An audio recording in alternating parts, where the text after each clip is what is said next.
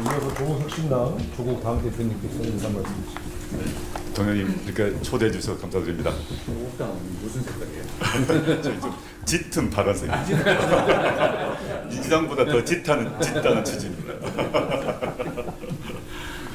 그 대통령께서 이제 한중 정상회담에 이어서 한일 정상회담까지 하고 돌아오셨는데 돌아오실 때마다 큰 성과 가지고 오셔서 정말 자랑스럽습니다.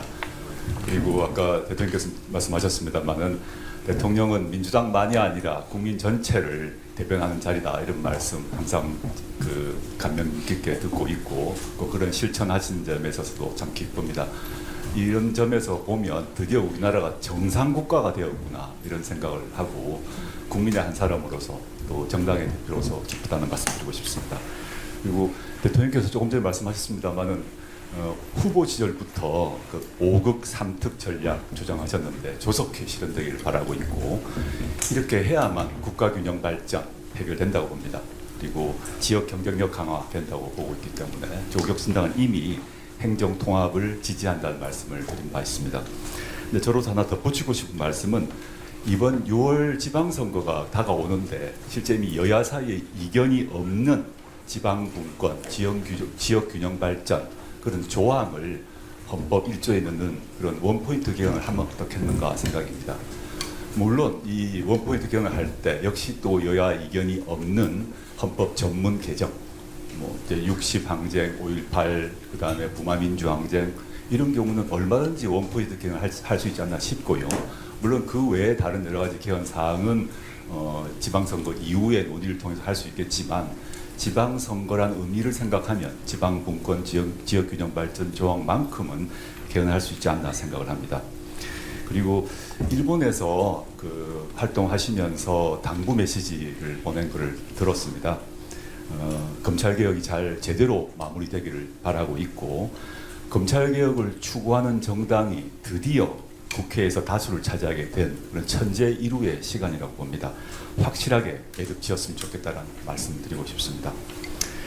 그리고 제가 이제 민주당이나 국민의힘과 달리 중소벤처정당 대표입니다. 그래서 중소벤처정당 대표로서 정치개혁 필요성에 대해서 한 말씀 올리고자 합니다. 대통령님께서 2018년 성남시장 시절에 하신 말씀이 있습니다.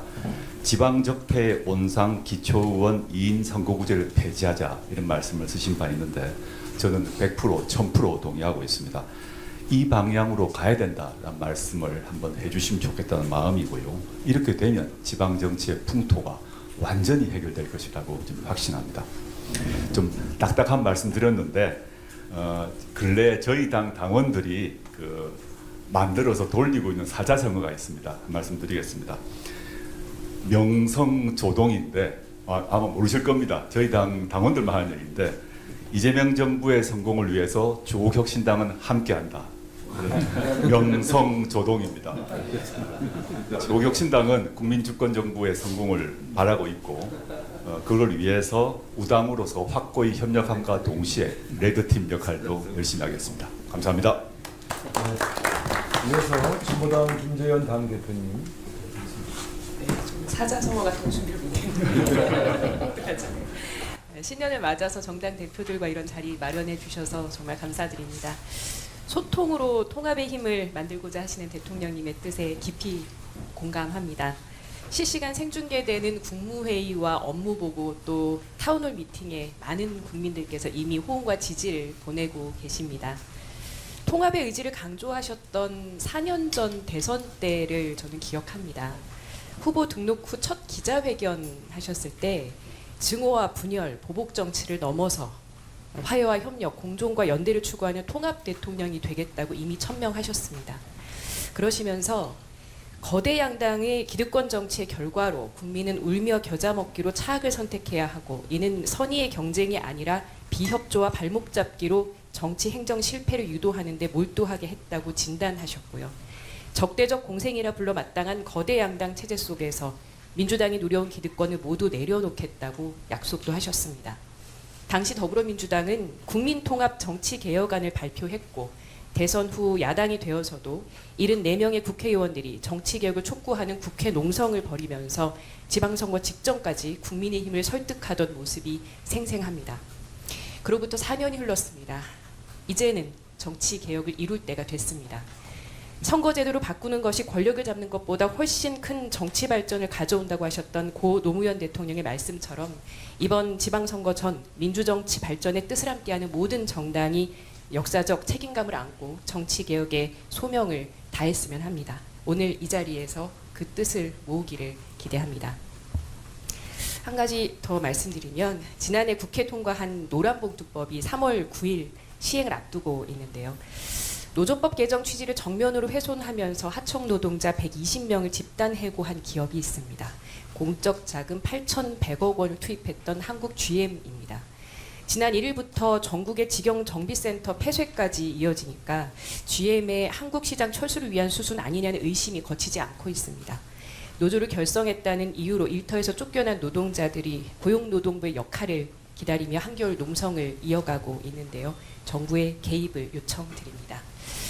끝으로 행정통합 관련해서도 의견 드리겠습니다. 지역균형 발전은 절실한 목표라는 것에 동의합니다.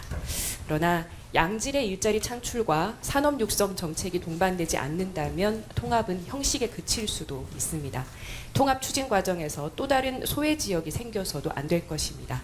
충분한 정보 공개와 실질적인 주민 의견 수렴, 지역 간 이해관계를 조정하는 민주적 절차가 선행돼야 함도 강조드리고 싶습니다.